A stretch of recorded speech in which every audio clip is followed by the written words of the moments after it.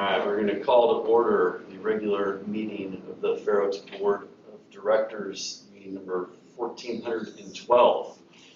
Please stand with the pledge. Ralph, will you lead us? Yes, please join me in the Pledge of Allegiance. I pledge allegiance to the flag of the United States of America and to the republic for which it stands, one nation, under God, indivisible, with liberty and justice for all. Ralph? Okay, roll. Vice Chair Mouse, I'm here. Director Carhart, here. Director O'Farrell, Here. Director Manning. Here. Let the record reflect that Chair Irwin is absent. Okay, and then we have a couple of presentations. It's like 4.1 2022 Chicken Festival wrap-up.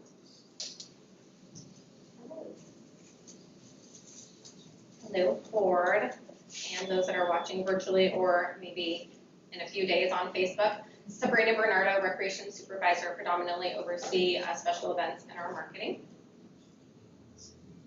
And I'm here to give you a quick presentation and a wrap-up on the 17th Annual Fair Oaks Chicken Festival, which happened on Saturday, September 17th at Fair Oaks Park from 12 to 6 p.m. And Ian's gonna get it up here, so we've got some great pictures to share with y'all. All right, we good, Ian? Yep. Ian's giving me a thumbs up. All right, so Chicken Festival, cute little picture here to start, kind of summarize the whole day. Just start with, it was amazing. Hands down, probably one of my favorite chicken festivals, so it was great. Start with festivities, so what the event is all about. We start the day with a pancake breakfast, and that is happening at, or it happened at the Fair Oaks Orangeville Grange. We had Daniil and Sarah represent us with Raymond James Irwin from the board. Pancake breakfast went on without a hitch. Rocky the Rooster was there. We had a Park District booth, and then of course the pancakes, biscuits, and gravies. It's a great little fundraiser for that group. They did well. They liked being at the Grange, so we hope to always incorporate them in the future. Great partner to work with. Then we moved on to the actual event itself. Like I said, it was at Fair Oaks Park from 12 to 6. We had food and drink. So we had Sacto Mofo. They come in, they do our food trucks. Each truck has an individual, like a special themed chicken item. It may not actually be chicken. It's just like a fun themed item that is somewhat chicken related in the name. The Fair Oaks Rotary Foundation had 2 locations this year. They had a smaller location, kind of like a pop-up, real quick service location located on the basketball court. And then they had their full area for their tastings and their full with tables and chairs and all of that jazz up in the tree grove area. And I think it worked out really well to have the 2 locations, made service a little bit quicker, and they got to spread out a little bit more than they normally would have been able to. And then we actually had the Fair Oaks Youth Advisory Board had a water station there this year, and they were selling water bottles, just quick service waters for people that wanted that. And then we have vendors. This year we had a total of 77 vendors. So we got to expand a bit this year compared to last year with just a few changes, which is really helpful. So we brought in probably like an additional 20 vendors compared to last year. So all sorts, crafts company, trade booths, nonprofits, kids park attraction and activity booths. And then we have live music. So we had 2 performances at the actual event on the main stage, and then we had a band also at the pancake breakfast. And then festivities continued. New this year, this is super exciting, we had a merchandise vendor that we worked with. And why this is exciting is because it takes a lot of staff time to actually develop what the t-shirt looks like, to order the t-shirts, to take the orders, to sell it, to then, all of the transactions and whatnot.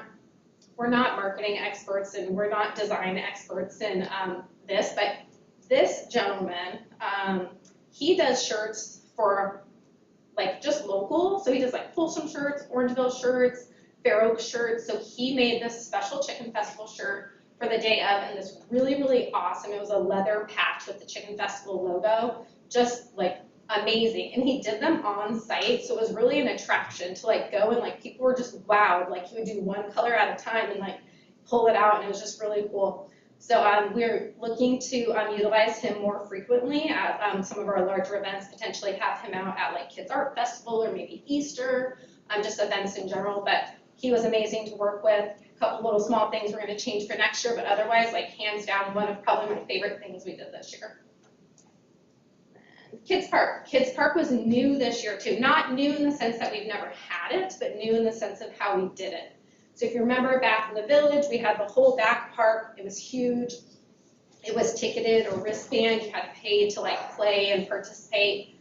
Last year we did a very slimmed down version when we moved it to Fair Oaks Park, and it was where in that upper tree grove area. It was very, very limited and small, very congested. The lines kind of all went into each other. So what we did this year is we put it in the softball field, that upper softball field, which was amazing for parents because it was fenced in. Like we didn't really have any lost children this year.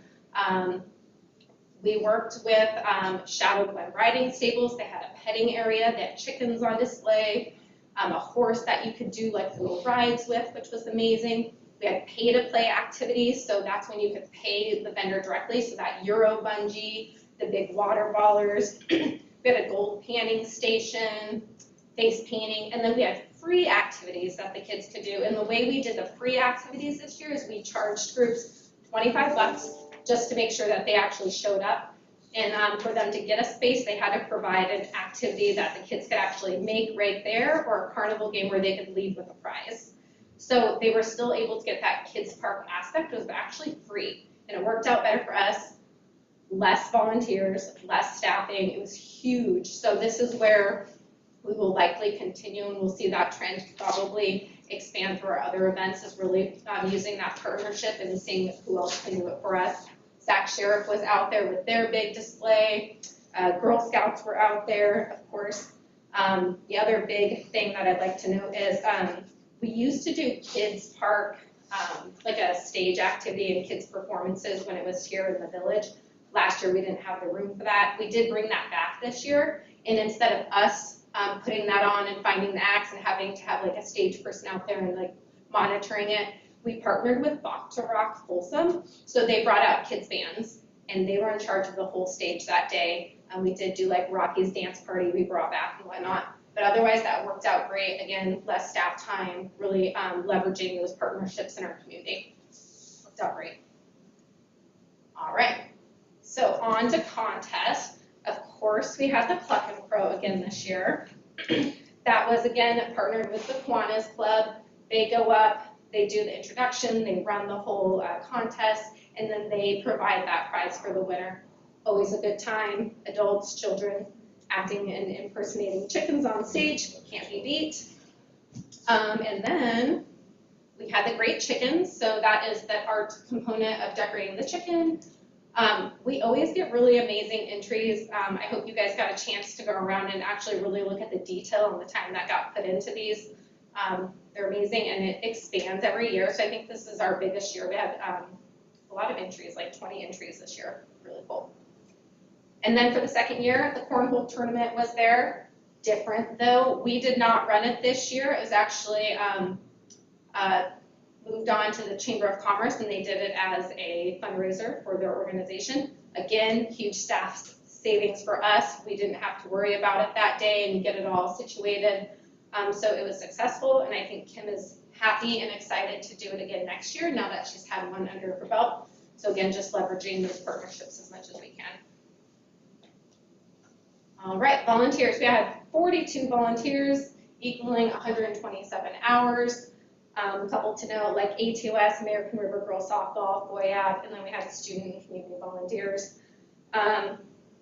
Definitely didn't need as many volunteers as we've needed in the past, which is nice. We can't always rely on volunteers. We sometimes get people to sign up, but then they don't always come to their shift.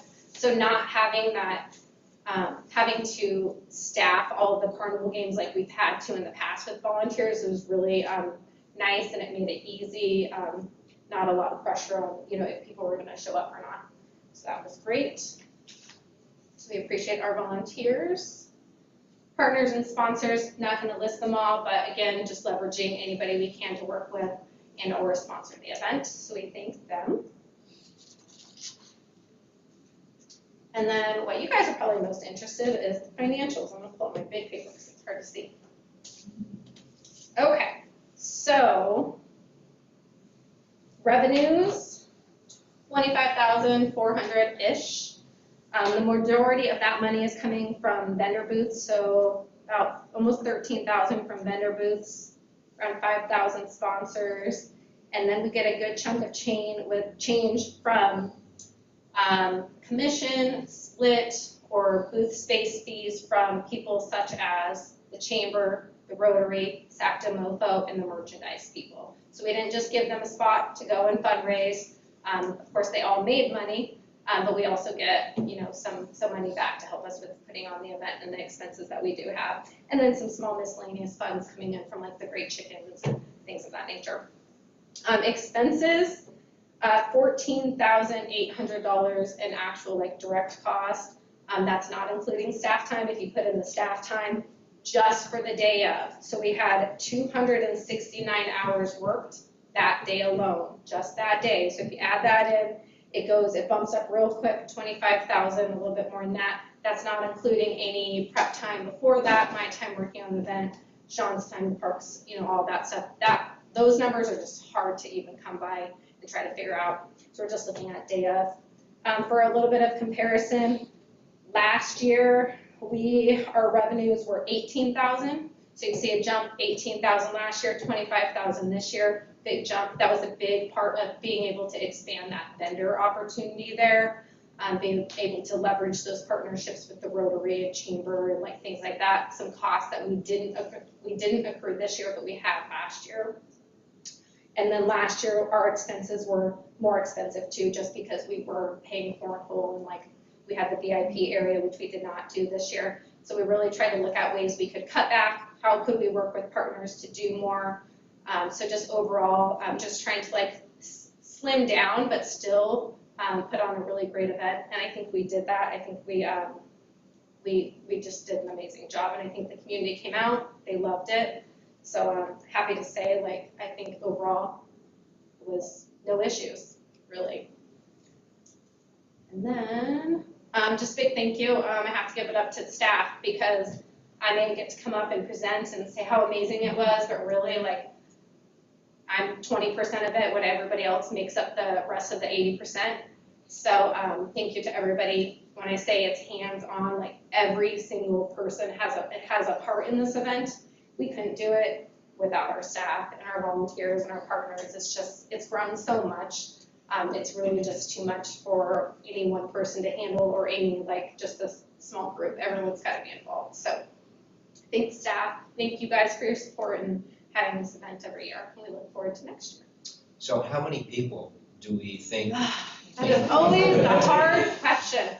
So looking at the numbers from like the numbers that like SACTA MoFo gives us, the number of vendors, like we can compare year after year, and it's on par with all of the other years that we've had. So we've typically always said between 10 and 12,000.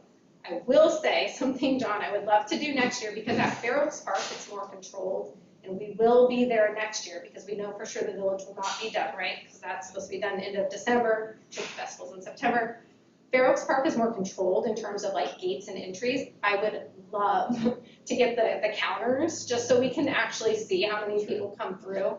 So my guesstimate is probably 10 to 12,000, but maybe next year we get a more accurate. Well, I know that the parking filled up very quickly. It did, and crazy to think that it filled up that quickly. We have over, what's my count of parking, like over 1,200 parking spots, maybe even more than that.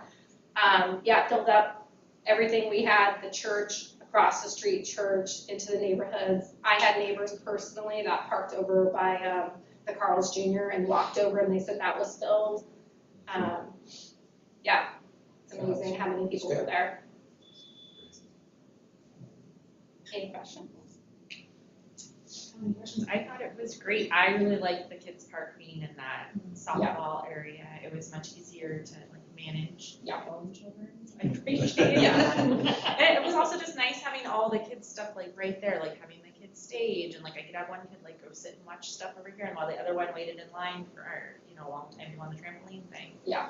And so I thought that was really nice. And my family particularly loved the chicken themed items that the food trucks had. They just thought it was hilarious. And so everyone, and they also loved, because in the kids section they had the chickens running around, and they're like, ooh, the chickens are far away from the food trucks. Like, it was like as far as you could get. Like, my kids just thought that was the funniest thing ever. So, and I love the chicken art. Like, I thought that was, I actually have photos on my phone because I was taking pictures and sending them to people, because some of the art that was done was so good, and it was fun to see. Like, we looked, and I saw one of my neighbor's kids had submitted something. Aw. It was a cool, I loved how at the chicken festival, it's like something for everyone. Exactly. And I just thought that was really cool to have the community come together. And I heard nothing but positive things, so. Well, big shout out to all the staff and all the hard work that's put in, because I know everybody that's in the community that has enjoyed this for years and years, and the newcomers that come in, obviously it's a success. So keep up the good work. Big success, congrats you guys. Yes, thank you. We made a lot of improvements this year strategically with partnering with others, and the revenues are great. I think we're really perfecting, you guys are really perfecting how this is handled. And it is our premier event here in Fair Oaks, and I think you did a marvelous job this year. I was wandering around asking everybody how it was going, asking vendors and stuff. Everybody seemed very, very pleased with it. And I think our venue over there helps too. The fact that we control the entire site, we don't have to Exactly. deal with street closures and, all that other stuff that runs up the cost. So I think there's been some really major strategic improvements how we do it. And thank you for doing that. The attendance, you said it's about the same as when we used to have it in the village? Yeah, well, based off of the numbers, so I did pull numbers. Sacto-Mofo really is a really great gauge of numbers, because they have a whole calculation on based off of it, if it's a savory or a sweet truck, how much. So if one truck brings in $4,000, a typical entree is $14, and then they can base it off of how many people have purchased from each truck. So I did pull the numbers from when it was in the village, and we're right on par with that. Last year there was a decline of about, I don't know, probably almost $8,000 in what the food trucks brought in. So we did have a decline based off of just seeing what Sacto-Mofo had brought in, a decline last year compared to the year that it was in the village the last time in 2019. But from 2019 and this year, pretty on par. I think we were up a little bit, but food costs have gone up too. So I equated it to be about pretty average and about the same. Well, the overall revenue is similar. You said we did 25,000 this year. What was that in 2019? So in 2019, that's a great thing. So it's maybe a little shocking because, so revenues this year, 25,400, 2019, 37,800. But that was when we did, and I have notes here, $6,000 came in through Kids Park wristbands. But then you gotta also remember, when you look at the expenses this year, 14,800. Expenses when it was in the village, 29,200. So we may have brought in $6,000 for Kids Park wristbands. We expended probably 4,500 on the inflatables, the wristbands needed, all of that jazz. Sponsorship was up a little bit more in 2019, and we have a little bit more space when it was down here for more vendors. However, we have more space at Fair Oaks Park too, probably way more than we could ever have down here. So we'll be looking to expand that again this next year. We're already looking at ways of where else we're going to put the vendors, trying to take it in baby steps to kind of see what flows. So why is it so much more to put it on here in the village than it is Good out at question. Fair Oaks Park? Permitting is huge. Fencing, barricades. Oh, sure. The road closure stuff. Stage had to come in for when it was down here in the village. Right. So that's almost 3,500. And then permitting for the extra stage. We get a big tent, a 40 by 40 tent when it's in the village. Not to say that we couldn't do that out there, but we didn't really need it out there with all the extra shade coverage and stuff. We have to do health usually when we're down here. This year we didn't have any health permit fees this year, and we saved like almost what, $500 or $600 on the fire permit, and we got our waivers, so it was only $265 instead of $465. Yeah, so I will say when it is in the village too, you're looking at, and I pulled these numbers which are interesting. 2019, just day of staff time, 410 hours. Because we have to be there to man every single barricade from 3:30 in the morning until 8:30, 9, 11 o'clock at night, however long it takes us. So 410 staff hours to, we were down to 269 staff hours. So. So it was a good move. Definitely some benefits either way, you know, so. Two areas, I'm wondering if we can increase revenues. You know, when Walt Disney started Disneyland, he had everything in the park sponsored by somebody, every individual activity that was going on. I think we could leverage more sponsorship I think so too. if we strove for that. The second is, you know, we tried VIP stuff last year, but how about VIP parking, where there's a lot of free parking at the church and elsewhere, but if you want to park right up in the front area there, it's a $5 parking fee. And so many people would be happy to cough up a little money so they don't have to walk so far. You know? Absolutely. I don't, those are some thoughts I have. Well, that's what I was thinking too, Ralph, like a presenting sponsor too, like the Fair Oaks Chicken Festival presented by Yeah. blah, blah, blah, $5,000-10,000 to some sort of business or health care company or whatever it may be. We could have a competition going between Raising Cane and Popeyes. Yeah, there you go. Chicken Oh, that's wings. true, yeah. Yep. All great. All right, anybody have any other questions? That's Yeah. so wrong. All right, awesome, thank you so much. You're welcome. Great job. All right, item 4.2, introduction of our recreation manager.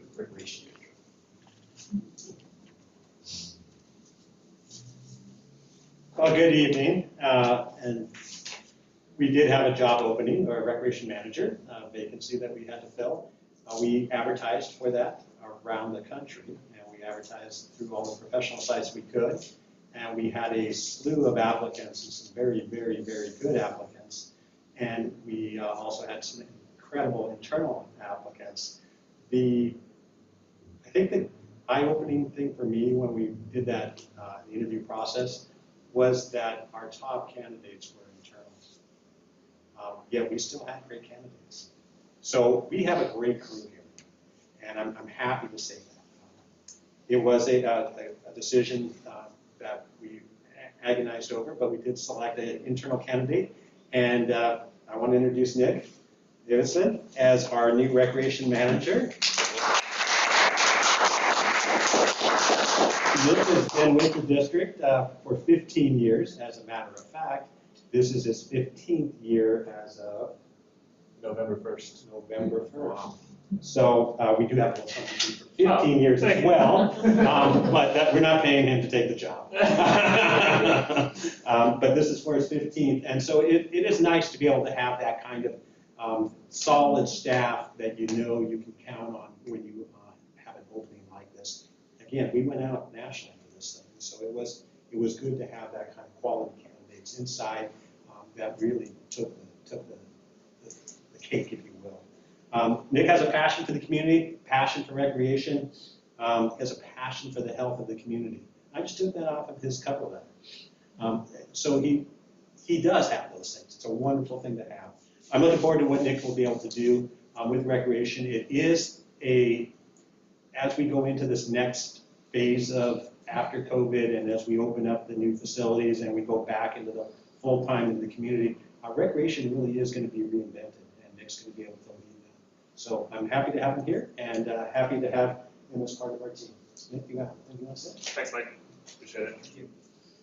Good evening, Board of Directors. Nick Davison, Recreation Manager. Still getting used to saying that. It's been 15 years at a different title. So I want to first off by thanking Mike and the management team for entrusting me in this position.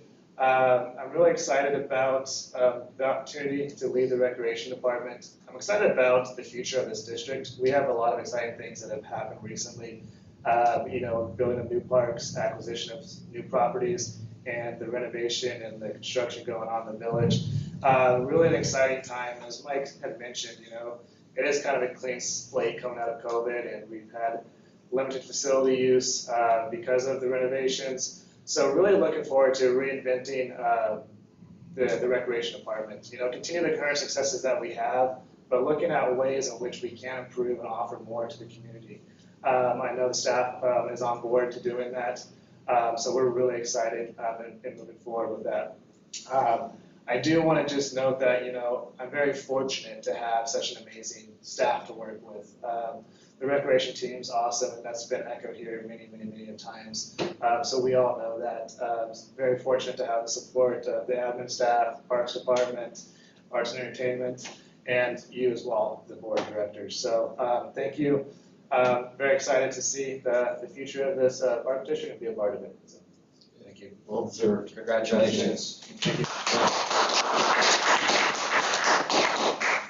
Okay, we will move on to item number 5, which is our audience and public comment on non-agenda items. So basically, any person may address the board upon any subject within jurisdiction of the Fair Oaks Recreation and Parks District. Each speaker will be limited to 3 minutes. Any matter requiring board of action will be referred to staff or committee for a report and action at a subsequent meeting. So do we have any, we have one. We have Mary Stokely, who is going to give us an update on FOIA report.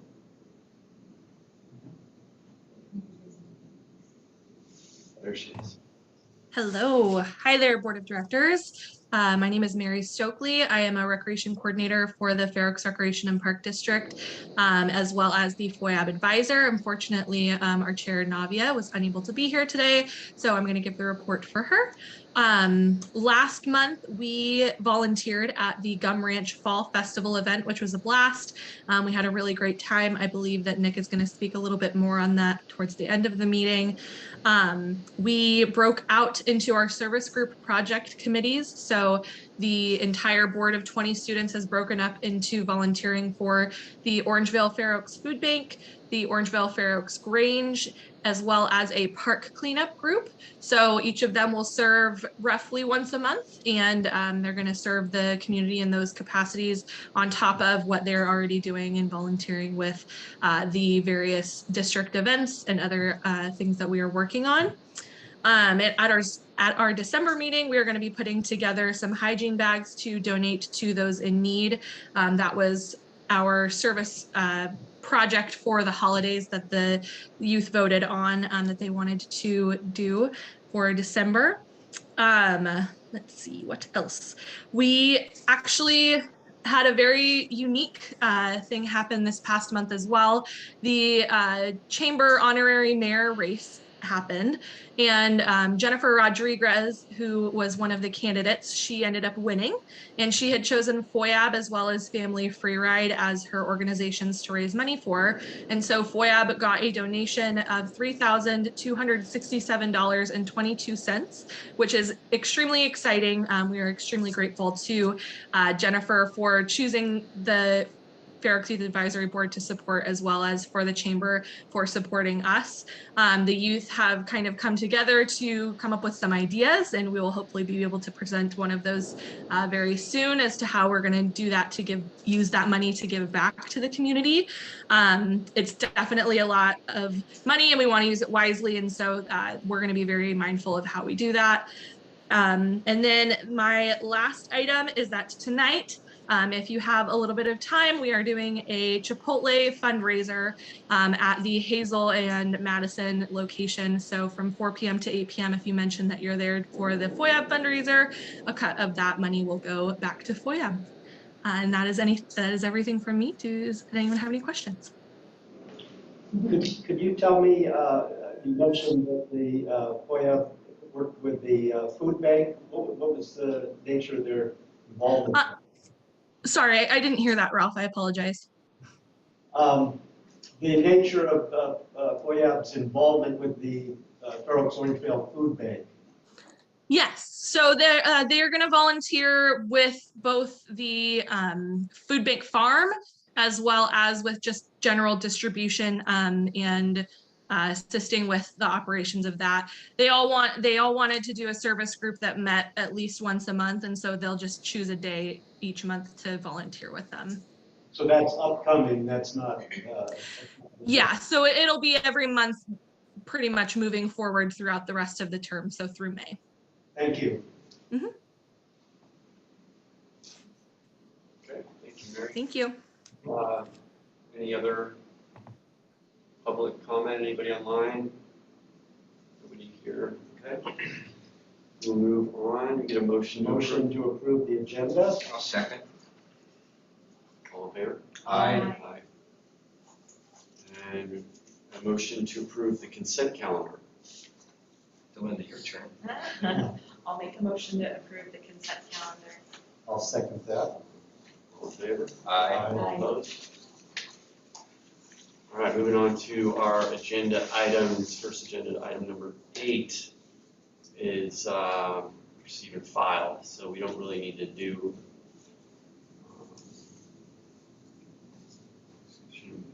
receive and file. We don't need to really No, there's no action. no action on that one. Correct. So this, good evening. Okay. I'm Jennifer Larkins, Administrative Services Manager, and this is our annual valuation report on our post-employment benefits, which for the district includes retiree healthcare. And each year we're required to do an actuarial valuation on the liability and then report that in our financial audit. This report was prepared by McLeod Watts. We have Kathy McLeod here this evening to do a little presentation and then answer any questions that you have. So I'll turn it over to Kathy. Excellent. Good evening. Thanks for having me. I have to start by saying one of the worst things to do is follow someone whose everything they talk about is fun. All those festivals and events and pictures is all very fun. And then you get to have a presentation like mine, which is very dry and dull. So I'll do my best to keep it brief. And please do feel free to interrupt me with questions along the way or at the end. I'm going to share my screen with you first. And would someone confirm for me if you can see just at this point? Yep. Okay, so it should say, it should be a cover page for a presentation on the overview of the valuation, correct? Correct. Okay, excellent. All right, let me get there. So there we go.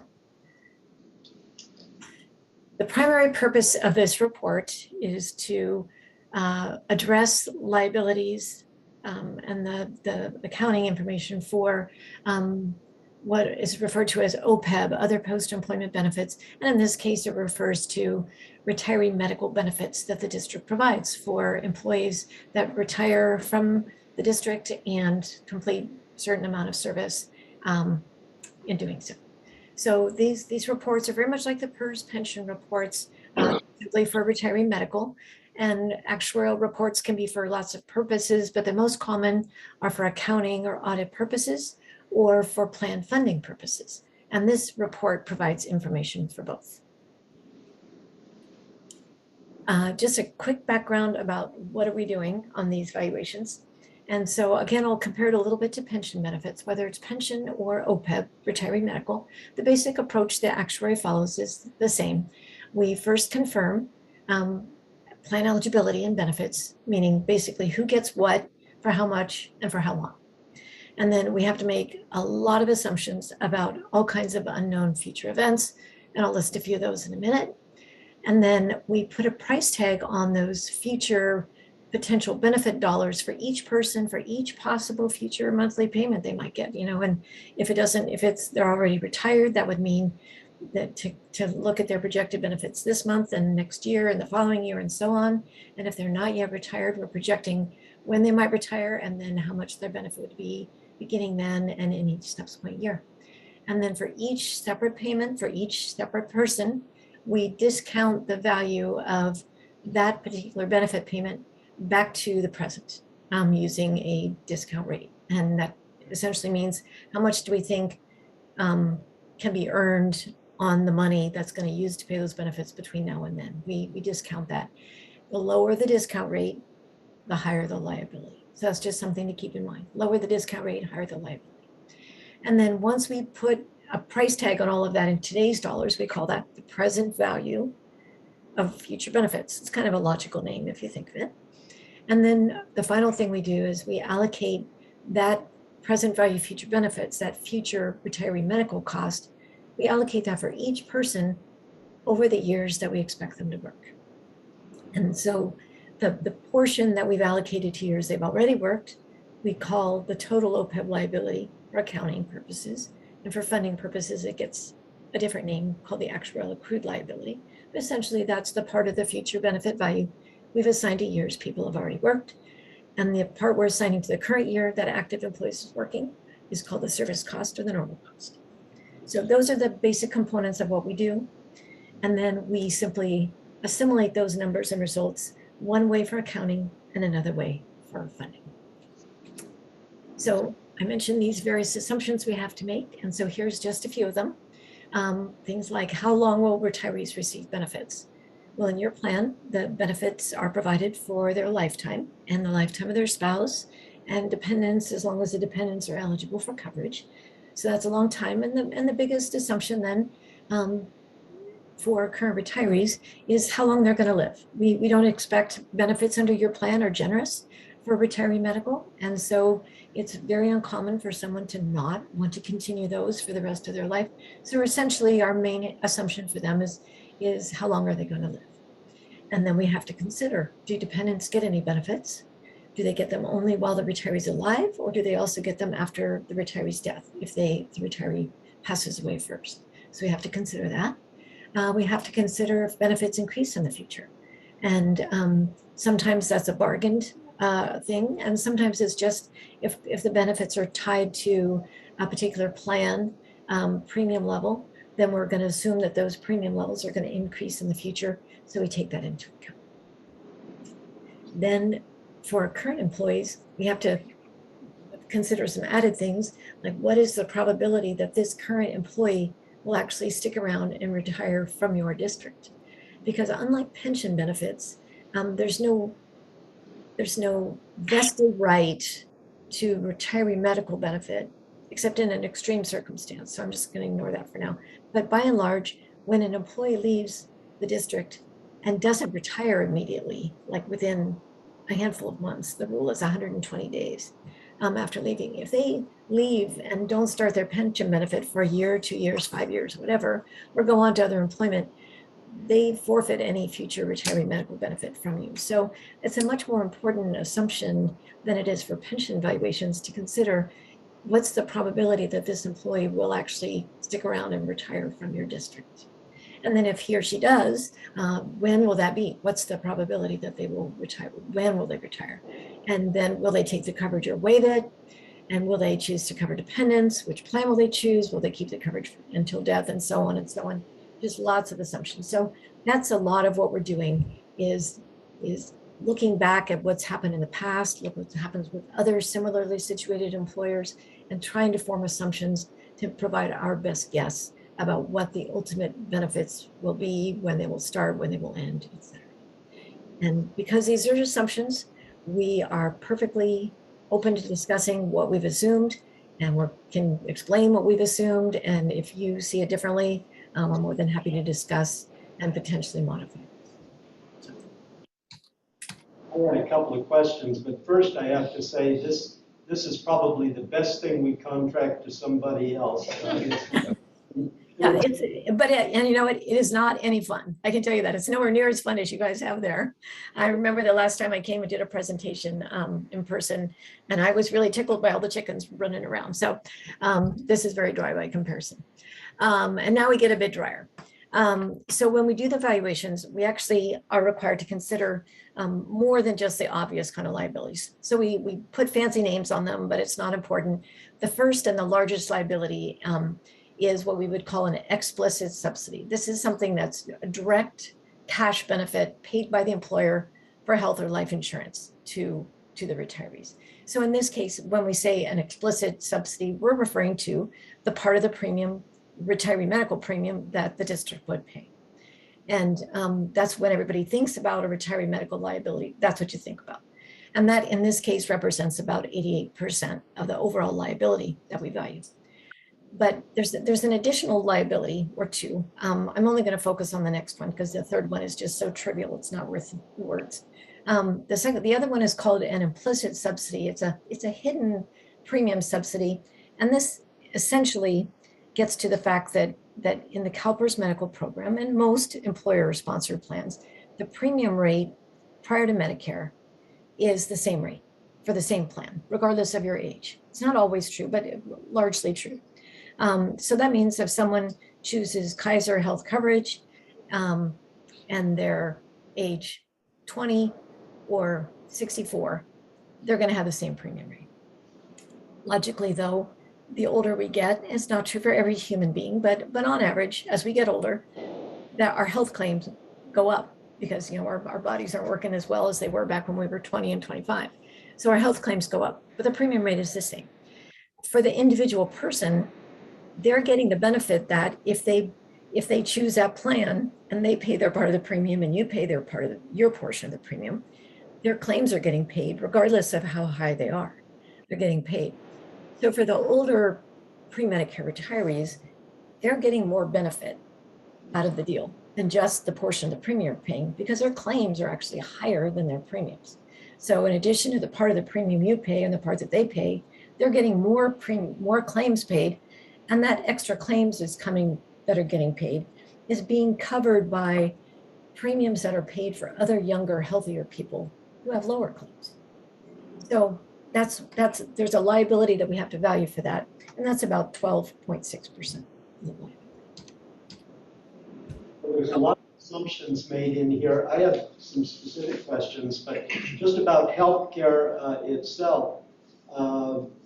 When the employee retires with CalPERS, when they reach, 65, they go on to Medicare, or else they lose their benefit. Is that correct? Correct. That is correct. And we do take that into account when we're valuing the liabilities in the plan. So for example, if someone is currently covered, I'll use Kaiser again. If someone's currently covered by a Kaiser plan and they're age 60, here, I'll drag over onto the screen here, something from the report. If they're covered by Kaiser and they're age 60, meaning pre-Medicare, we would be assuming a premium of $857 a month, and the district would pay its portion of that. It might be all of it, it might be most of it, but that's how much we would assume. Then after Medicare, that same person, if they had single coverage, would only be charged $302.53. So they retires at the earliest retirement age, there's going to be a little more liability for us. And if they retire just before they go on Medicare, yes, it's much less. Yes, so the timing of retirement is a pretty substantial assumption. Generally speaking, I mean, it's one of the challenges for being an agency that has, I'm going to skip around here, only 15 active employees is the question about when each person is going to retire gets to be trickier. If you have 1,500 employees, the laws of large numbers suggest that, CalPERS has done a lot of analysis in their pension work, and they have pretty good tables suggesting that out of 1,500 people or 15,000 people, they have a pretty good sense of how many are going to retire at 50, 52, et cetera. And they have different, analysis for miscellaneous and fire and police, et cetera. When you have 15 employees, it's a lot more unknown. Every individual chooses their timing of retirement for their personal circumstances, but it's a lot more difficult to predict. We do use the underlying CalPERS assumptions that they use for their pension valuations, but we look at it pretty carefully. And every 2 years, we go back and we look to see how do we expect people to behave? Like, did we assume one person would leave before retirement, and did we assume one new person would retire, et cetera? And then we compare that to what actually happened, and that either increases or decreases the liability relative to what we assumed. I've skipped over here. This shows a chart in the report where we start with the last time we did the evaluation in 2019. It shows the number of active and retired people, and then it shows the number of people active and retired eligible for this plan on June 30, 21, and we kind of look at the changes in between to see what happened. So we see that 2 people left, 2 new people were hired, one new person did retire and elect coverage, and then 1 retiree did pass away during that time. So we look at those changes in between every time we do evaluation, and we compare that to what we expected. And if needed, we adjust our assumptions if we can. So one other variable is the spousal continuation of health care. If Yes. an employee retires and then passes away, there, in our policy, we provide for the spouse until the spouse passes away. Yes, that is true. That is a requirement of coverage in the CalPERS medical program, is that under their program and the particular resolution that you have, resolutions, you have 2 that define the retiree medical benefits. For both of those resolutions, they provide for spouse coverage whether or not the retiree is still living. So the coverage for the spouse continuing until death is an important assumption. And you're absolutely right. We have to, for the current retirees, we know their marital status and we know if they're covering a spouse. You know, they can always, there's the potential for a divorce and a remarriage after retirement, but it doesn't happen too often. But one of the important assumptions we have to make about those 15 active employees is what is the percentage of those employees that will be married when they retire, and presumably will they elect coverage for their spouse. So right now we're assuming 75% or 3 out of 4 people will be married and cover their spouse in retirement. But we keep a pretty close eye on that because, as you say, that is a pretty important factor in the overall cost of the program.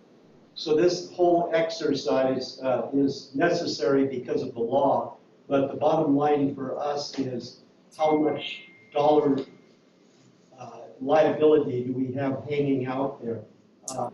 Is there a number or something like that? And then on a follow-up to that question is, both for staff and for you, is there some set aside we are doing each year to pay down that potential liability? Yeah, yes and yes. So I mean, just a couple of slides, I will get to some numbers, and then we can talk about the fact that the district did recently set up a trust to begin setting aside money in advance for paying these future benefits. So that's an important part, and that's coming up in just a couple of slides. So I'm only going to say one last thing about this implicit subsidy, and that because it's a common question. There's no actual new money coming from the district to pay this other implicit subsidy. This is really you pay your portion of the premiums, and that's that. It's really coming from a part of the premium that you pay for active employees. It's just that part of that money behind the scenes is being siphoned off to pay higher claims for retirees because they don't need all the money that you paid in premiums for the actives because their claims are lower. So the only reason we have to consider this in our valuations is because for accounting purposes, the booking of liability for active healthcare and retiree healthcare is different. That is the only reason, because it's really in a single year, what you're taking out of the actives premiums and giving to retirees takes care of the matter. There's no future liability for that happening with regard to this year. It's only because you have to book a full liability for retirees in advance that you have to put that on the books. So I'm going to leave that topic, but if somebody has questions later, let me know. You just asked this question, are we setting aside money for it? And so I thought a slide talking about what are the benefits of pre-funding the plan was in order. Remember at the beginning I said the lower the discount rate, the higher the liability. When the plan is not being pre-funded, you have to use a low, almost risk-free, but basically a 20-year high-grade municipal bond index. And a year ago when we did this valuation, those bond index rates were in the low 2s, like 2.2%, something like that. If you pre-fund the plan and you pre-fund it enough, then you can use the assumed trust rate of return as your discount rate. And the higher the discount rate, the lower the liability. So pre-funding the plan can reduce the liability you have to put on your books in the first place. Secondly, if you've set money aside in a trust, as opposed to just reserving it in your books, in your accounts, setting a reserve up, if you actually set up a trust, then you can offset the now lower liability by the trust asset value. So you get a double whammy for that. And then from the employee's point of view, they get improved benefit security, and your cost of borrowing is typically improved because the liability on your books is lower. And then there's that intergenerational taxpayer equity of trying to cover the cost of benefits while people are working rather than in the years where you're paying them out. So do we invest the pre-funding right now, or do we just set it aside on the books? Until the last 2 or 3 years, it was just internal and effective. Jennifer probably has the actual date, but I think it was effective 3 years ago. I think this was the 3rd year where some money went into the trust. So let me just check that out and see if I can. I'm going to sleep through the report here and see if I can get that answer right away. Yeah, this might just be the second. This might just be the second year. It's pretty recent. Yeah, I can't quite tell from here, but the last couple of years, I think money started going into the trust. So we'll see that building up in just a minute. To talk about this discount rate thing, because it's not as simple as if you start a trust, automatically you can use the trust rate of return for everything. It's a graded process. So what happens is if you are only paying the current year retiree benefits, which was what the district did until just a couple of years ago, then you have to use this municipal bond index rate. It jumps around all over the place, so every year the bond index rate is different. 2 years ago, they were like maybe at 3.5%, and then they dropped to the mid 2s and then the low 2s. And next year it's going to be like 4%. They just jump all around. If you are pre-funding and you are pre-funding consistently at or above the level that the actuary recommends, and you do that for a 5-year period, then you can use the trust rate of return. And so, for example, if we would expect that the trust would earn, let me see what we're assuming in your plan here. If we assume that the trust would earn 5.7%, then that's a much higher return than a 2% bond rate, and your liability will go down substantially. And if you're somewhere in between, which is where the district is, you just started, you haven't had 5 years in the trust, and you're not fully funding what we're recommending yet. So you're on your way, but you're not there yet. So when you're in between, we have to solve for an appropriate rate. And we did that this year. You've only bumped it up from what was the bond rate of 2.18%. Your actual rate, when we take all this into consideration, was 2.4% this year. So you're starting to recognize a little bit of the benefit of pre-funding, but it's going to take a few years to get there fully. And that's what this page does, a little bit more in detail. It just says, again, OPEB funding is not required. Unlike pension funding, you've got to fund that actuarially determined contribution. No option, it's a state law. For OPEB, it's not, it's optional, but it really is a carrot and a stick thing. And the more you pre-fund, the lower the liability, because the higher the trust rate you can use or the discount rate, and the more assets you have to offset the liability, et cetera. So but if you don't pre-fund, then you don't have to contribute more, but you have a much higher liability to report. I put in here the district's most recent, because we have to track this 5-year average of what we recommend. Right now, you're just about 35% of the amount that we've recommended. So as this average increases, if it can get increased up to 100% 5-year average, then we'd be able to use the full 5.7% trust return. And I'll show the impact of that in just a second. Okay, so this is a quick summary of the accounting results for the plan. So we did everything I described earlier. We project the value of the benefits, we discount it. In this case, we've discounted it at that 2.4% discount rate because it's for accounting purposes, and we have to use the blended rate between a bond rate and a trust rate. And that came out to be 2.4%. And then we calculate the total projected benefit value. Here you see the split between explicit and implicit. You can ignore that if you want to. And this 2.7 million is what goes on your books as the total OPEB liability on your books. This fiduciary net position is referring to the asset value. So as of June 30, 21, the accumulated trust assets was just under $50,000. So you're just getting going, but now it's up to about 50,000. So now the net OPEB liability is 2.6 million. Okay. And that's covering about 1.8% of the liability so far. Things have changed since a year ago. So what I've done here is just talk about, I really don't want to take a lot of time. In general, the net OPEB liability, meaning that the liability minus the assets, decreased. So they just go in the right direction by about 266,000. We expected it to go up, actually not down, because we're always adding service costs and doing things. We expected that it should have increased, but there were some unexpected favorable things that actually caused it to go down by almost 550,000.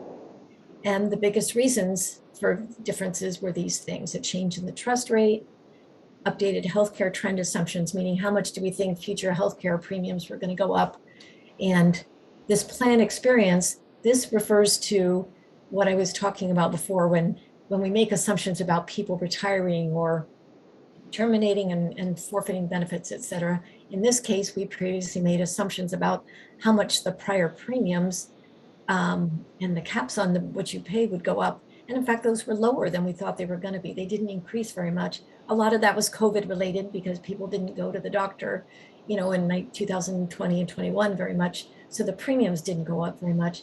And that caused the liability to be lower because they didn't increase as much. Accounting disclosures, I'm sure Jennifer can tell you, are very complicated for this as well as for pension. So I'm not going to talk about it very much. I'm simply going to say that what goes on your books is that difference between the liability and the assets, the net OPEB liability. And then when changes occur that are different from what the actuary previously expected, those changes have to get separately identified and recognized gradually. So for example, if the assets earned 20% return or 25% return, but we only assumed 5% return, you can't recognize all that excess earnings all at once in your books. You can only recognize a fifth of it this year and then a fifth next year and so on over a 5-year period. They don't let you recognize all the good news or all the bad news all at once. It gets gradually recognized. And the portions that aren't recognized immediately are shown as either a deferred inflow or outflow, meaning a deferred liability or asset to get recognized in the future. So most of what's going on in your financial statements is just the shuffling of all those basic net liability and the deferred ins and outs. So I'll go on. Feel free to ask me questions later. This chart, now I'm going to shift to talking about the funding and the implications of that. So this gives a little look at how the liabilities and the assets have been in prior years. So you can see that in the first three, when we did valuations in 2012, 2013, and 2014, liabilities were quite a bit higher. In 2014, they were a lot higher. And there were no assets offsetting that. In 2017, in part because of plan change that went into effect, changes in the population, et cetera, the liability went down considerably. And then we also started adding that little orange tab, that implicit. Prior to 2015, that implicit subsidy liability didn't have to be reflected. And after 2015, it did. So we've started adding that little orange piece on top. And then if you look over in the 2021 column, you can see a little green bar there at the bottom. And that is the return on asset. That is the asset value that's starting to accumulate now that you've got a trust. So in future years, we're going to hope that the liability doesn't grow too much and that the green bar continues to increase. Why did things jump down between after 2014? You said change in. Yeah, I think honestly, I believe I didn't go back to take a look at this when I was putting this together, but we did not prepare a valuation in 1 year, and I believe it was the 2014 year that we were not working with the district. Jennifer can confirm, but I think that's the case, that we prepared the valuations in 2012 and 13, and again beginning in 2017. But I believe it was another firm in there, so they just may have had completely different assumptions than we did. Okay, and then this final slide gets to funding. This one and the next one are my last two slides. You asked the question, so how does the funding relate? Well, the first thing I wanted to show Again, we have the same raw materials. We've got same people. We're valuing, again, this explicit and implicit subsidies. But if these were the numbers that I had on that accounting slide a couple slides ago, 2.7 million in past service liability, 6.2 in total projected benefit liability. These were developed using that discount rate we have to use for accounting. If we look at the plan and if we are developing funding levels, assuming that the district will contribute the full amount that we recommend, we would develop that using the full trust rate of return, which in this case is 5.7%. So if we recalculate everything, same benefits, same assumptions, same everything, but we just can discount it more steeply at 5.7%, these liabilities plummet. So that total OPEB liability of 2.7 million before is called an actuarial accrued liability when you talk about funding, but it drops from 2.7 down to 1.56. That's a significant drop. And then you would reap the benefit of that if you contribute over an average 5-year period the full amount that we recommend. So that 1.5, so the unfunded liability or amount, if you were funding at this level and you had been for 5 years, instead of putting 2.65 million on your books, you would have put 1.5 million on your books. So that's the relative benefit of pre-funding, is that the liability itself goes down because of that discounting. So what would be the amount that we recommend to fund? That is on this page. So we projected amounts that if you were able to contribute at the levels we recommend for fiscal years ending 23 and 24, these would be those amounts. So in doing that, we have to project liabilities. They're never static. So the liabilities on the preceding slide of 1.5 and this service cost or normal cost, those don't stay fixed every year. They go up a little bit every year as things transpire. So by this year, the liability would be a little higher. We're also projecting the assets would be a little higher. So then what we do is the same thing that PERS does. We calculate a normal cost or service cost. That's this amount. And then we also calculate a payment to pay down that unfunded liability. So in this case, we projected an unfunded liability of about 1.6 million this year. And this amortization would be the payment, that UAL payment of about 115,000 to pay that off. And just like with your pension calculations, the timing of paying that UAL payment affects whether you get an interest adjustment on it or not. So we put those things together, and the actuarially determined contribution for fiscal year end 13 or 23 is about 222,000. And for fiscal year end 24 is about 237,000. So that's what we're developing and recommending. So the question is, how close are you to getting to those amounts? And for this year and next year, we relied on information that Jennifer provided about expected contributions to the trust and expected benefit payments for retirees.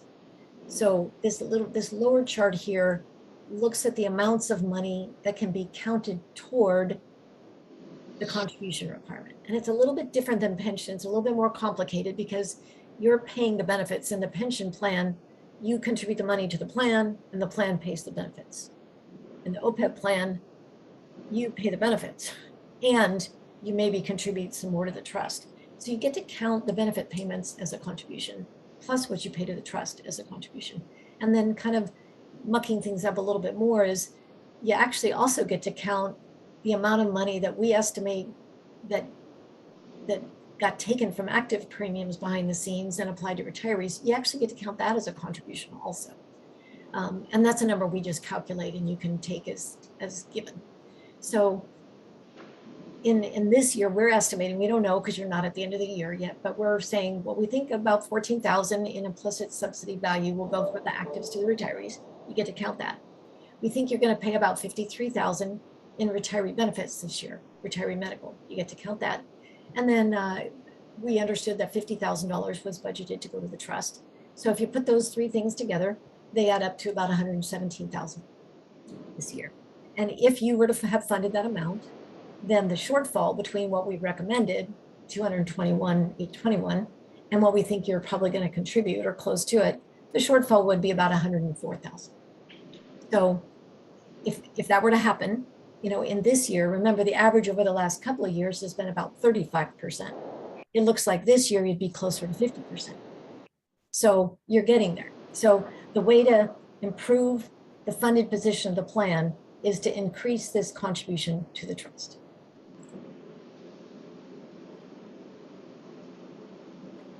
And that's the end of my prepared remarks, but I'm happy to take any questions.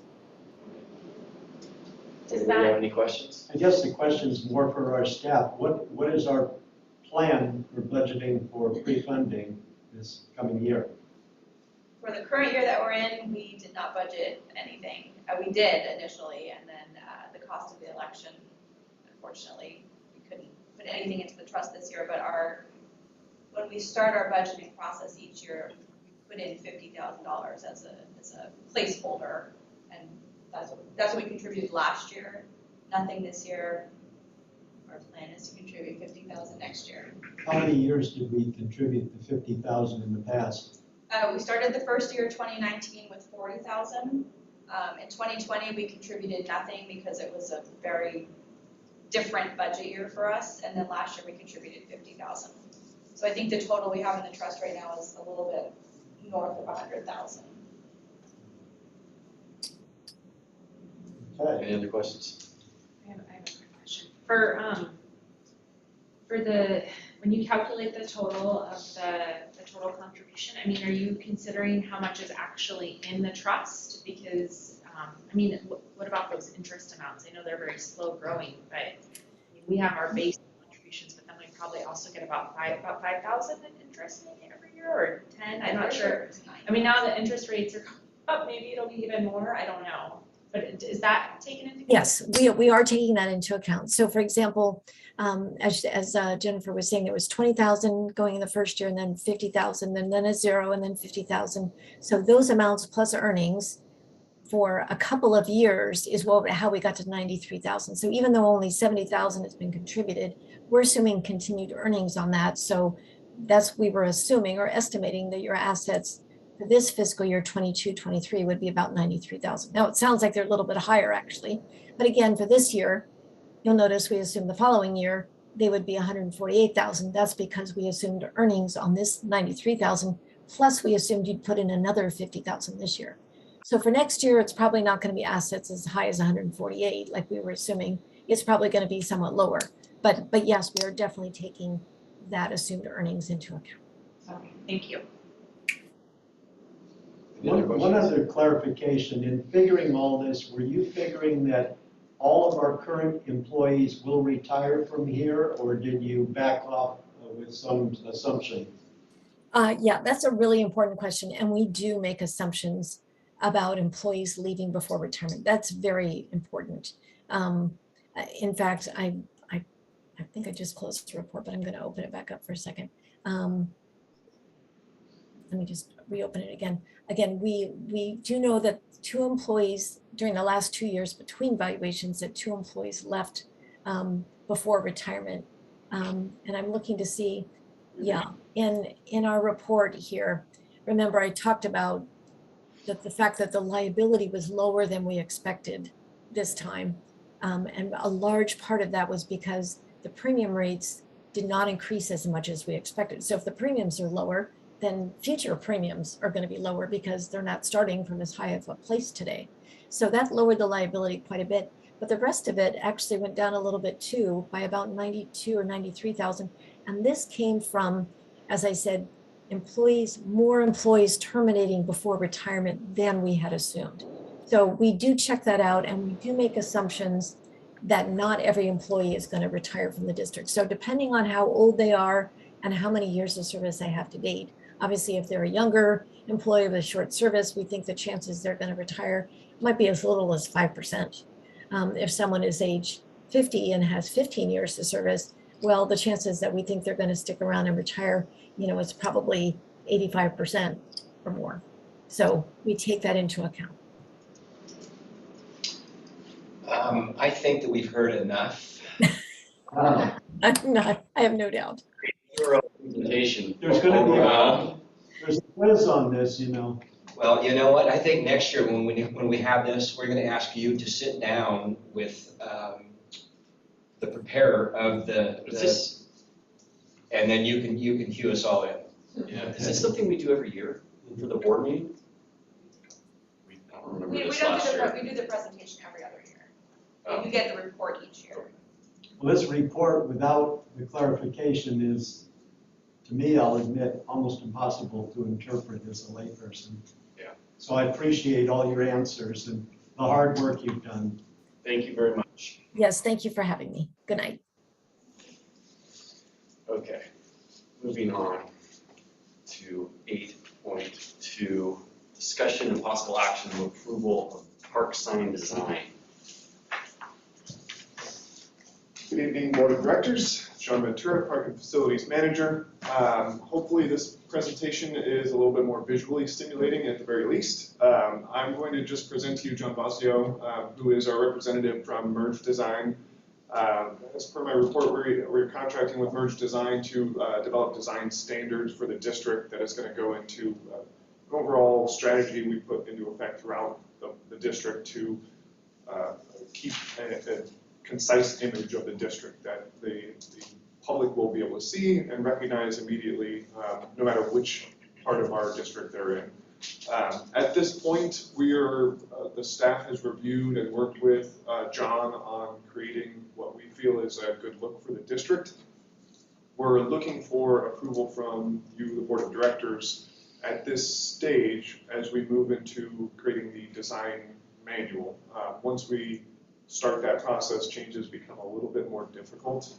So we wanted to put it up to you, make sure that you approve of the staff's direction on this and kind of the overall design that Merge has presented to us. So without further ado, I'm going to pass it off to John, who is going to show you what Merge has come up with.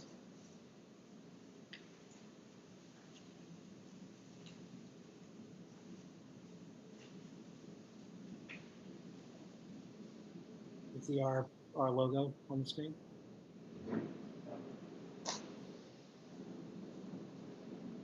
My screen?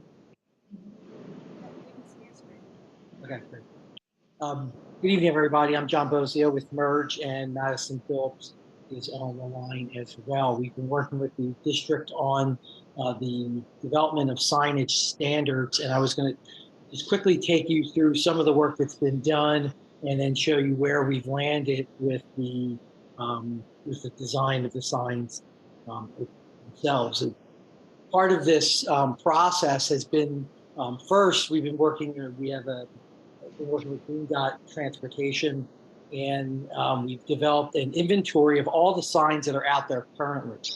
So this is just an example of that document.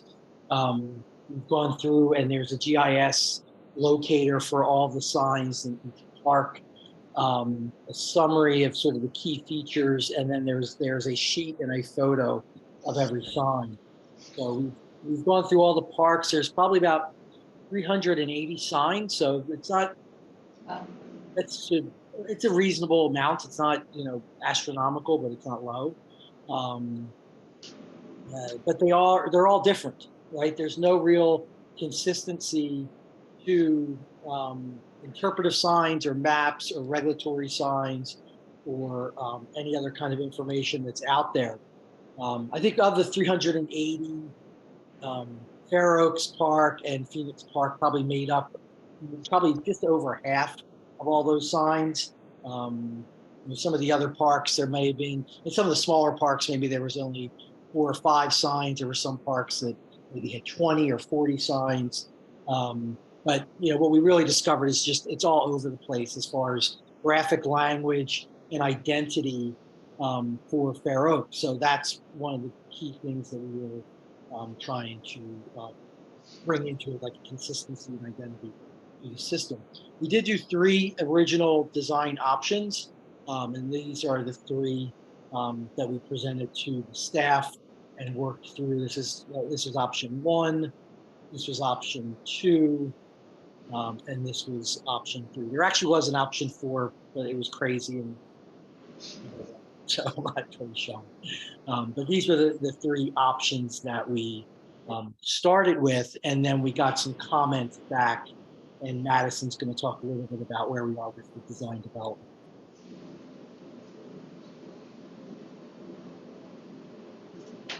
Got it. Seems like there's also a pop-up covering some of the design as well on your screen. You just want to know. Yeah, thank you. So from those options, when we showed them initially, we have some design feedback. So we used option 2 as the basis with design, carrying over some elements from option 1. From option 1, we liked how it was clear and simple. The color palette, the dark green, the white type.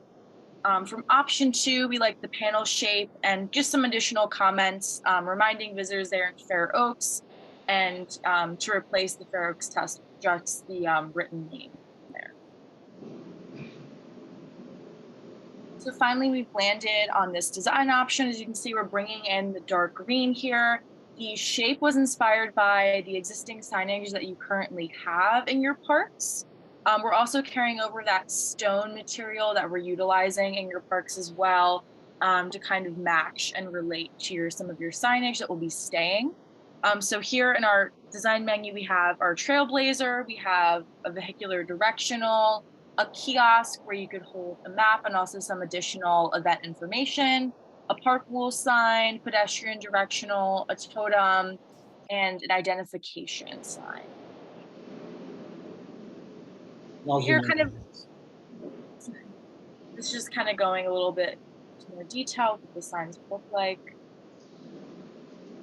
Here we are trying to include pictograms as much as possible on the sign. So when there's an activity within a park, at the entrance or even on the vehicular directional signs, there would be pictograms.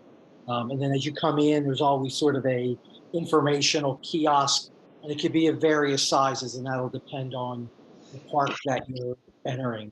There's that one gigantic one that's out there, which is like a 3-panel version that would be replaced with something like this.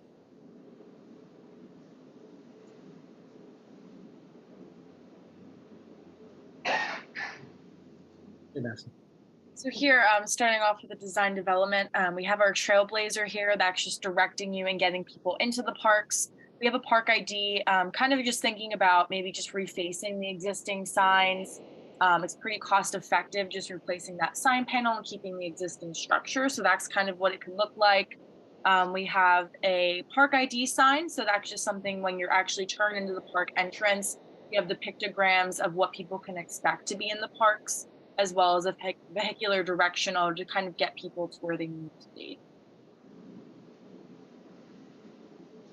We also have a destination ID. Again, it could be a post and panel, or it could be utilized with that stone with your existing structure.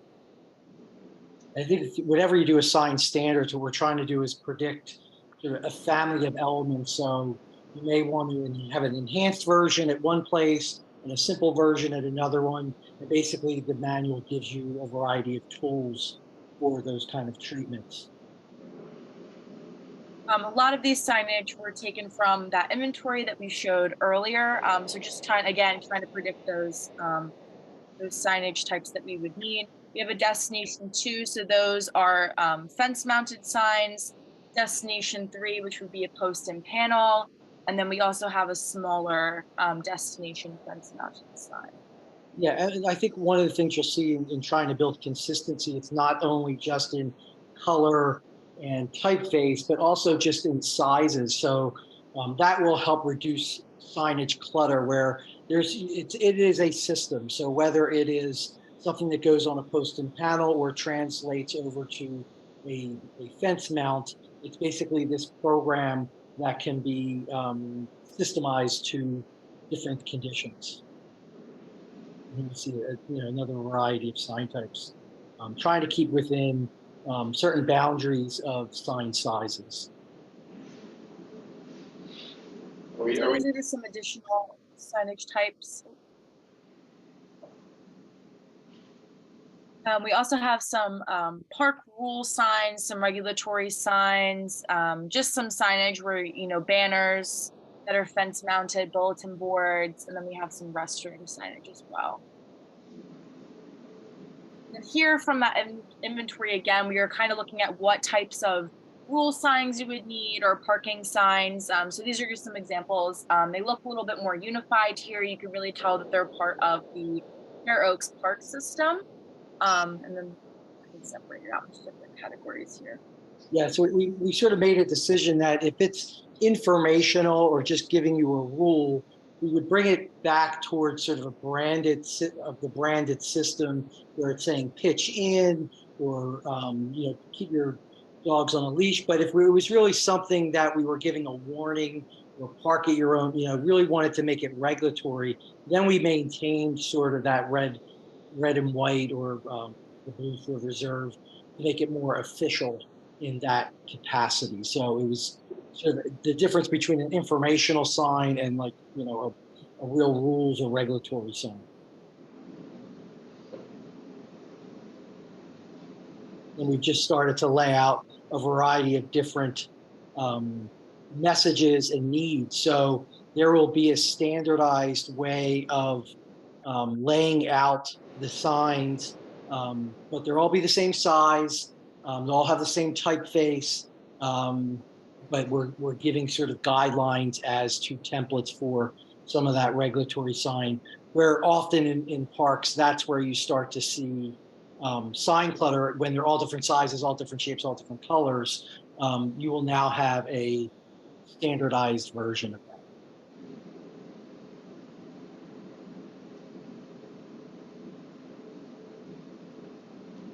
And then here we just have some scenarios, typical scenarios that could be kind of encountered going to these parks. So up top are the signage that we used in this kind of little recreation of the map.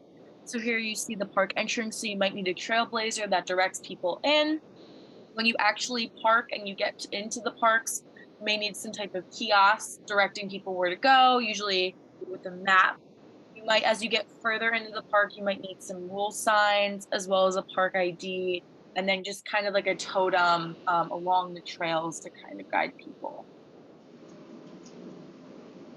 We've done this for a variety of scenarios, really with the inventory that's been done.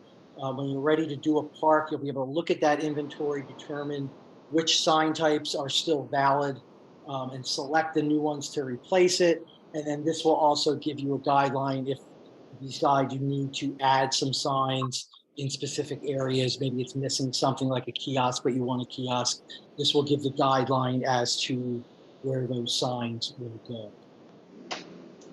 We'll also use this as we get through the manual to put together a budget for each park based on the quantity of signs that are necessary. So if it's a small park and only has 4 or 5, you'll know how much that is compared to, say, Phoenix Park, which is going to have significant.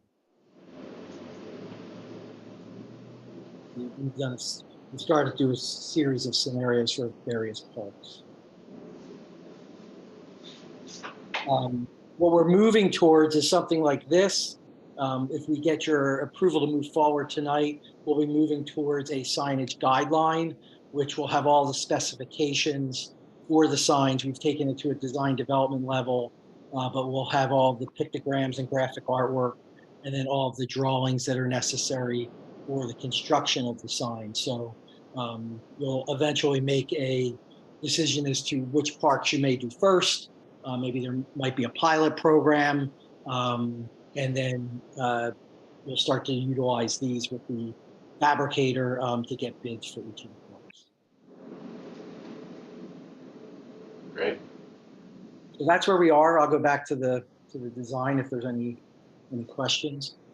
So my only question was,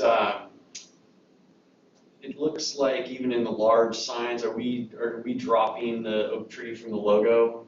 Because normally, like everything that has the Fair Oaks Recreation and Parks District has the oak tree. I mean, not that that's a good or bad thing. I'm just wondering. Yeah, we had a lot of conversations about that, and that logo, when it gets small, it's just not legible as to even what it is. So that's where you even see here where we suggested just using the names of the park. There are some opportunities where we've put it at the bottom when you're sort of driving up and we're just using the text for it. And we'll continue to look for opportunities to use the text, but the logo, it's just not a legible. Got it. Okay. It's not legible. And I think even when we talked to staff, that was not something that everybody said, we needed to include.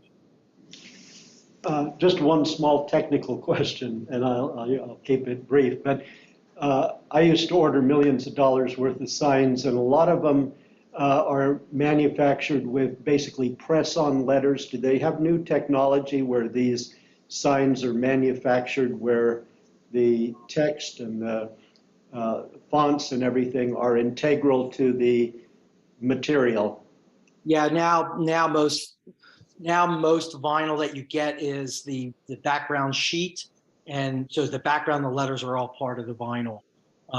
We'll look at there, depending on the sign types, there may be a couple versions where it's a painted background with applied vinyl, but I think most of it's going to be integral vinyl. Copy end background is the same. Good. Thank you. Only question I have, are they, with respect to graffiti, is it easy to clean them or do we have to replace them? Sure. So anything where it's like on this board, anything that you see in green, if it's vinyl or painted, the vinyl has a clear overlay that is the graffiti protectant, and if it's a painted surface, that also has a anti-graffiti protectant on it. So some of the panels that are part of the kiosks, they're a powder-coated metal graphic, and they are very durable and cleanable as well. Thank you. Any other questions? Stickers seem to be the biggest problem, and that's just Google on. Yeah, graffitied signs and painted signs, that was a big bugaboo for me. A lot of times the cleaning solvents will mess up the sign, so being able to replace the vinyl easily, or having a material over it that can't be damaged too much. Yeah, we will provide those maintenance specifications, but even when we've talked to fabricators and the information that we've gotten, even once we provide that, it is always good to test just a little area of something before you totally try to wipe it clean. Yeah, people do terrible things to signs. They etch it, they scratch it, they paint it. 3M had a product that you could put over the signs, but then they etch into that. So it's challenging. Yeah. Somebody like to Nice aesthetics. But I just know what the motion needs to be. I think we're just approving Are the next step to move. I think we're just looking for approval to continue with the effort and move to the next step of the manual. As Sean said, we wanted to make sure we took this step because once we start to document, while changes can be made, if there's a wholesale change, after we've gone through and specified everything, it just gets a little bit more difficult. I'd be happy to make the motion to continue to move on with the process of creating the sign catalog or sign standards, whatever we're going to call it. I'll second that. All in favor? Aye. Aye. All opposed? All right, awesome. Thank you, everyone. Thank you. Thank you too, Sean. Okay, so item 8.3, discussion of possible action on Fair Oaks Village Master Plan support. Well, thank you, Board. I'm going to go through this relatively quick. It's a very important item, at least I believe it's a very important item. But what we're trying to do here is be a participant as the Fair Oaks Recreation and Park Board in the creation of a village master plan. What I'm asking for is a vote of support for the creation of the master plan. At this point in time, there would not be a any kind of fiscal impact to our budget, and there may not be. There will be some staff time involved, but there may not be any fiscal, or there may be a small fiscal, depending on how things go.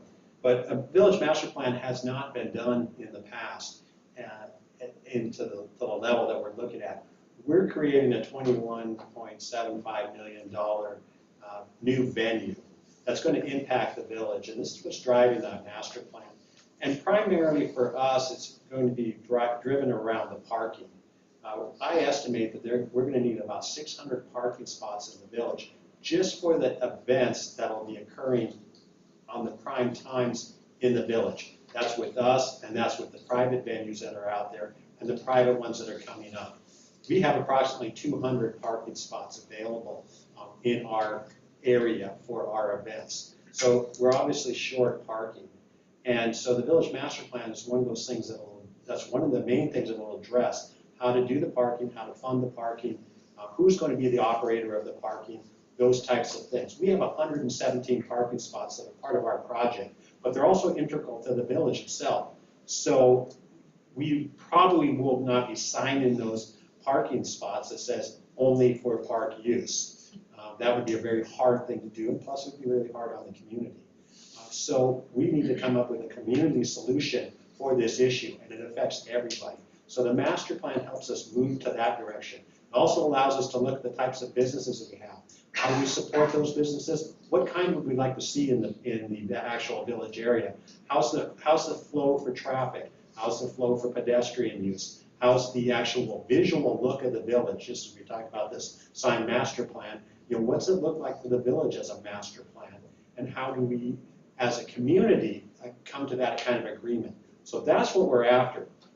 I've gone to FOVEC and asked them if they would support that. Their board said yes. Just this evening, I went to the Fair Oaks Chamber Board, and they said yes, and we'd support it. We're the three biggest players, FOVEC, the Chamber, and us. And there'll be other people that will be engaging in this, and we'll work with them as we go forward. But these three right here are the ones that really need to get us started. So I'm asking for a vote of support for a village master plan. I support it completely, like I said to you when we met today, but the other major player is the water district. Yes, and we will be approaching them. They are a big property owner here in the village and do impact. You're absolutely correct. Well, I have talked to Mike. I support the idea very much. I do as well. I think the county also plays a role. I'd like to approach our supervisor as well and see if we can't leverage some of the money that doesn't really come into the unincorporated areas. Yeah. So I'm very supportive. I think Mike should move ahead on this. Yeah. From what I understand too, like creating this will help us leverage with the county, and that's one of the reasons we're creating the master plan. Correct? Yes, it does give us leverage with the county. It also gives us a directed plan that we can point to when we're talking to the county, and it's a cohesive plan that the community is behind. Okay. Somebody want to make a motion? I make a motion to provide district support for the creation of a master plan for the Fair Oaks Village in cooperation with FOVEC and the Chamber and then other partners and stakeholders to be later identified. I'll second. I think we'd all like to second it. All right. I'm in favor. Yes. Opposed? No? Okay, approved. Moving forward, 8.4, discussion of possible action on approval of job classification for arts and entertainment department. Good evening. I'm Danielle Whitmore. I'm the Arts and Entertainment Manager for the district. I am here respectfully requesting that the board consider and ultimately approve the addition of a staff title of Arts and Entertainment Associate to the salary schedule. This position would be equal with the classification of Rec Leader 1. This does not create any additional budgetary costs or revisions to the budget at this time. The 2023 budget included a half-time position for Arts and Entertainment Division. This went in front of the Management and Personnel Committee on 11/4. Thank you, Directors Carhart and O'Farrell, for your approval, and they did approve it. It also has a couple of rationales behind the request, and one is to separate our payroll and our budgeting out between the two divisions, between Rec and Arts and Entertainment. And it also provides us an opportunity to have a cleaner marketing title as we go out and seek applicants for this position. So I appreciate your consideration, and would like to ask, field any questions you might have. When would this position like officially start, or when the hiring process start? We are actually in process. We are currently titling it the Recreation Leader 1-Arts and Entertainment Associate position. We have both names out there, but I'd like to hire it as soon as we can find a quality candidate to put in place. Yeah, we had a good conversation, Ralph and I, with Daniil and Mike, and if we're gonna make this thing work across the street, we need to put some horsepower behind it, in addition to everything else that everybody else is doing. As Mike indicated, there's kind of a new reinventing of how we go about providing recreation and events and stuff to the community.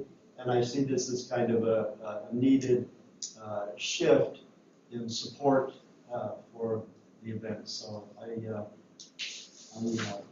it's a great idea. I would make a motion that we approve the addition of a staff job title for Arts and Entertainment Associate. I'll second. Seconded. All in favor? Aye. Thank you. All right. All right, now we are going to convene without adjourning our Board of Directors meeting into the Fair Oaks Recreation Foundation regular board meeting. Motion Motion to to implement that, yes. Okay, a second. I'll second. All right. So that moves us to 9.1. Vote, all in favor? Aye. Aye. Aye. Moving too fast. Okay, so foundation business. Is that what we're moving to? I move approval of the minutes from the Fair Oaks Recreation Foundation Board meeting of May 18, 2022. Second. Well, I was going to do 9.22, and accept and file the foundation financial report. Excellent, all in favor? Aye. Just trying to speed things up, John. Yeah, thank you. Move to adjourn from the Fair Oaks Recreation Foundation meeting and reconvene the Park District Board of Directors meeting. Second. All in favor? I'm going to second everything. Aye. Yay, aye. Okay.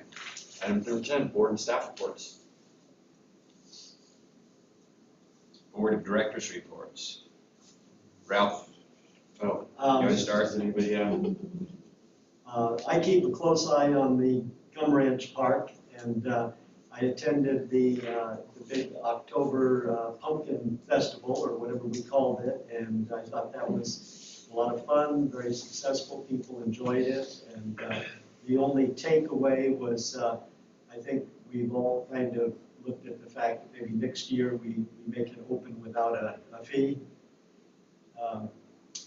Otherwise, the park's looking good over there, so that's about it. There's a few trees that really suffered, a few of the oaks really suffered from the drought. I would be in favor of not rushing to cut them down yet, but see if they come back this next year, and if they don't, we'll have to get them out of there. That's my policy.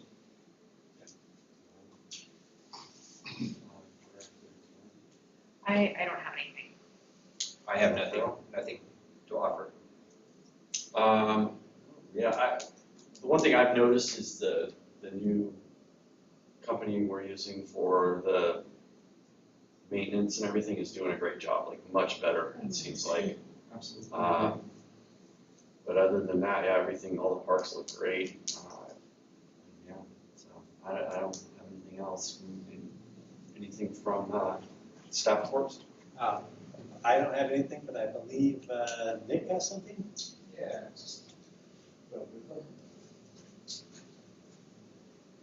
David Board, Nick Davison, Recreation Manager.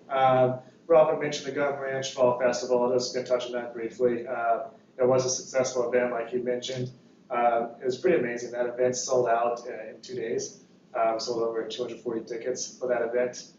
So really, kudos to the staff for putting that on. We did have a few pumpkins left over from the event, and lieu of throwing them away, Sabrina and staff came up with a pop-up event called Pumpkin Palooza, which was pretty cool. It was held at Montview Park. They did pumpkin rolling competitions down the hill there, pumpkin bowling, a little trick-or-treat trail. And it was actually pretty well attended for being really marketed for what, 4 days maybe? 2 days? 24 hours. 24 hours, whatever it is. Yeah, really short turnaround, but it was pretty cool to see. Unfortunately, I was sick, I didn't get to go there, but I saw some pictures. And it was really cool to be able to do something that quick and have the community come out to an event like that. Next year, you need to add in ice blocks. Yes. My kids used to do over there. Yeah. Oh, yeah. Of course, they go for it. Down the hill. Well. And then if you haven't seen the Christmas and Fair Oaks Holiday Guide has come out, there is a ton of opportunities for the community to engage in activities, classes, mini pop-up events, and programs. So big kudos to Sabrina, Mary Stokely, Sarah Fong, and Kim with the Chamber. It's a joint effort with the Chamber of Commerce. So if you haven't checked it out, please do. There's a lot of stuff for the community to enjoy in the month of December. So That looks great. yeah, it looks really awesome. So a fall break camp is almost full. That's really exciting. Coming out of the pandemic, we've seen a little bit of decline in some of our smaller break camps. But like it's kind of a sign to come that people are trying to put their kids back into camp programs. So it's really great to see. So kudos to Chelsea and the rest of the staff there. Last thing I have here is a holiday party. You should have received an invitation for that. It is the holiday staff party, I should say. It is December 16th at El Gallo. Free for you to attend, but if you do bring a guest, it's $20, payable to Paula at the front desk in cash. And please RSVP if you haven't already. So I hope to see you there. Awesome. Thanks, Thank Nick. you. Sean, you have nothing? I have absolutely nothing. Okay. And Denise, anything? Nope, I'm good, thank you. And Jen? Nope. That's it? We're all good? Okay, I will entertain a motion to adjourn to our regular meeting of December 14th, 2022 at 6 p.m. Motion made. Second. All in favor? Aye. Closed. All right. And Jennifer, I